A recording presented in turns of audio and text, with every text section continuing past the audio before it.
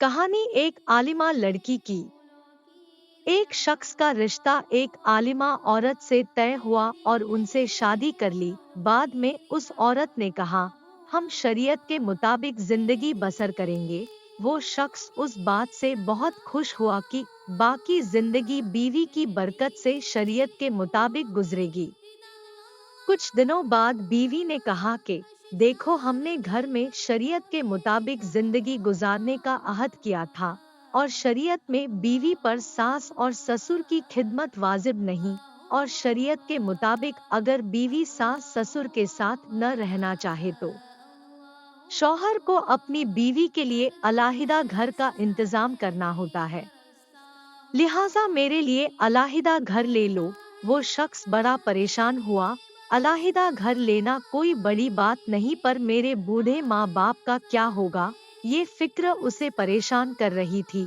उस परेशानी में वो मुफ्ती साहब के पास गया और अपना पूरा मसला बताया। मुफ्ती साहब ने कहा, भाई, तुम्हारी बीवी शरीयत के मुताबिक बात तो ठीक कर रही है। वो आदमी मुफ्ती साहब से तंज लहजे में कहने लगा, मुफ्ती साहब, मैं आपके पास मसले का हल लेने आया हूँ, ना कि फतवा लेने।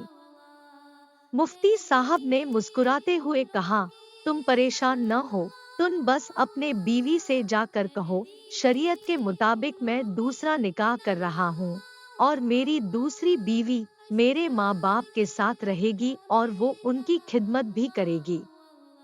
मैं तुम्हारे लिए अलहदा घर ले लेता हूँ, आप वहाँ रहना। उसने घर आकर अपनी बीवी से ऐसा ही कहा तो वो सटपटा गई और बोली, दफा करो दूसरी शादी को, मैं इधर ही रहूंगी। आपके माँ बाप मेरे भी माँ बाप है और उनकी खिदमत करना मेरे लिए भी जरूरी है। इस कहानी से हमें ये सबक मिलता है कि कुरान और हदीस पढ़े, समझे और उस पर अमल भी करे। आलिमों के सोबत में जाए, उनसे दीन सीखे, क्योंकि हर परेशानी का हल इस्लाम में है।